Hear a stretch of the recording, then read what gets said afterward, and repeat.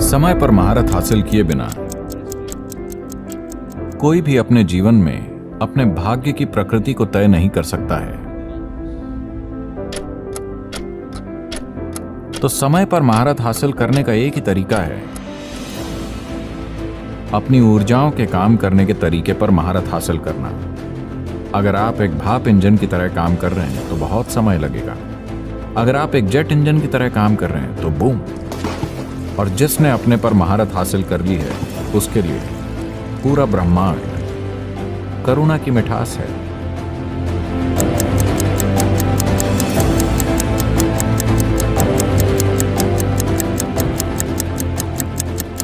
एक बार जब आप एक इंसान के रूप में यहां जन्म लेते हैं तो जीवन थोड़ा जटिल हो जाता है। अगर आप इस धरती पर किसी दूसरे जीव की तरह आए होते तो पेट भरा होने पर जीवन तृप्त रहता। जब आप एक इंसान के रूप में यहां हैं तो पेट खाली होने पर केवल एक समस्या है, पेट भरा होने पर 100 समस्याएं।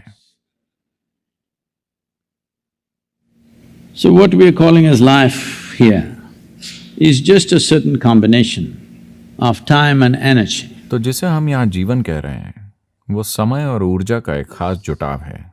समय और ऊर्जा के इस जुटाव को दुर्भाग्य से ज्यादातर लोग इसे लगातार शानदार तरीके से संभालना कभी नहीं सीखते।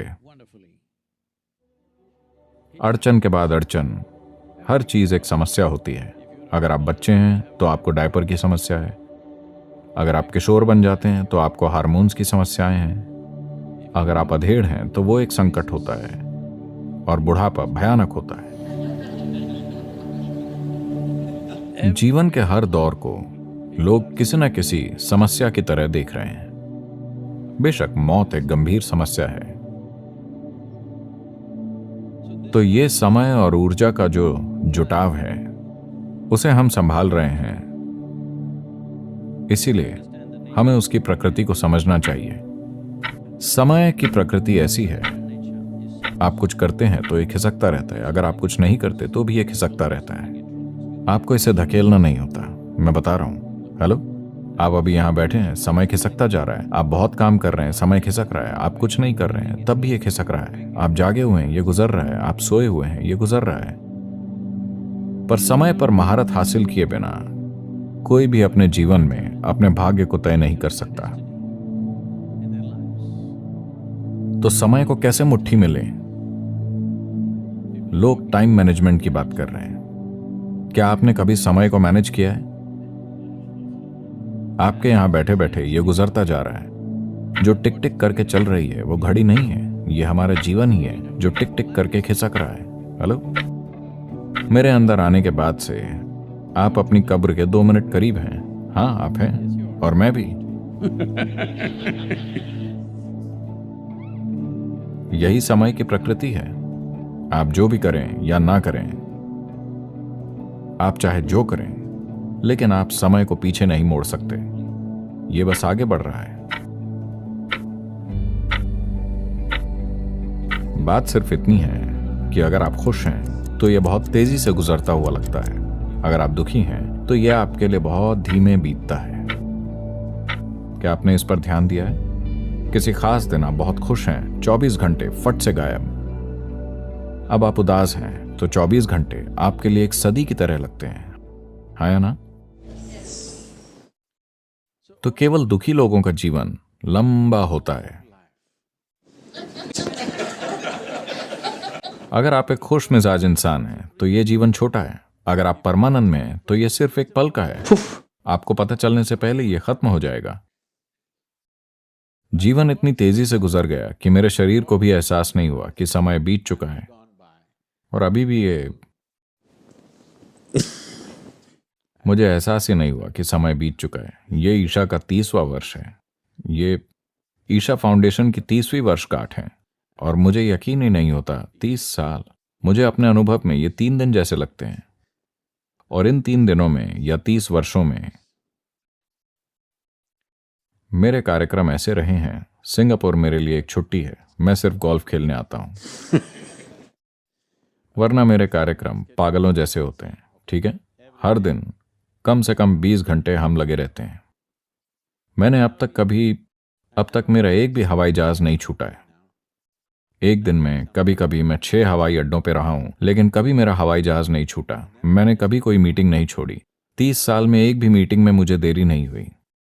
लेकिन मैं समय को मैनेज नहीं करता, मैं खुद को मैनेज करता हूं। तो समय को कैसे संभालें? संभालने के लिए ये बहुत बड़ी चीज है। ये आपके हाथ में नहीं है, चाहे आपको अच्छा लगे या ना लगे, ये गुजर रहा है ना?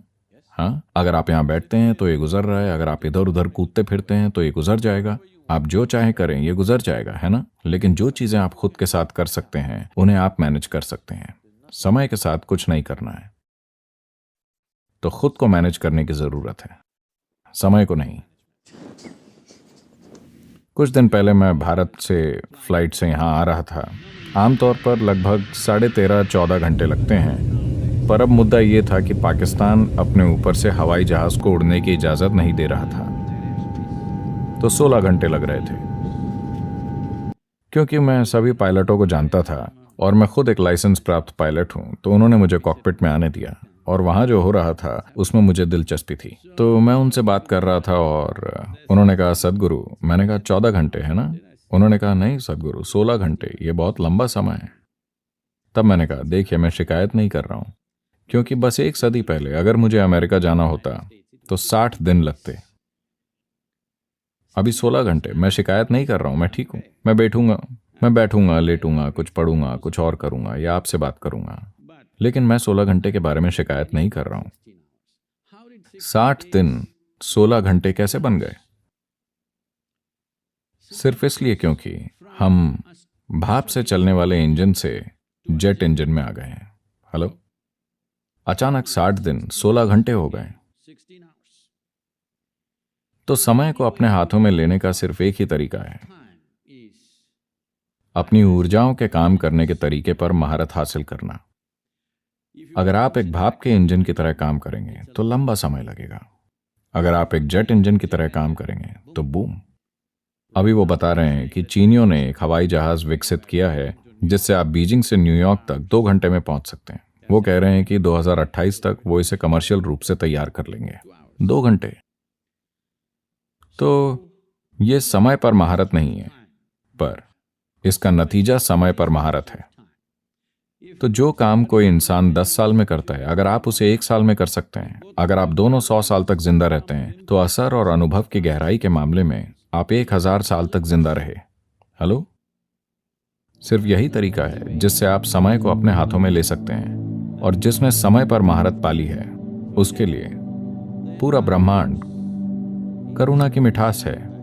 एक बार समय पर महारत पा लेने पर उसके जीवन का अनुभव इसी तरह का होगा।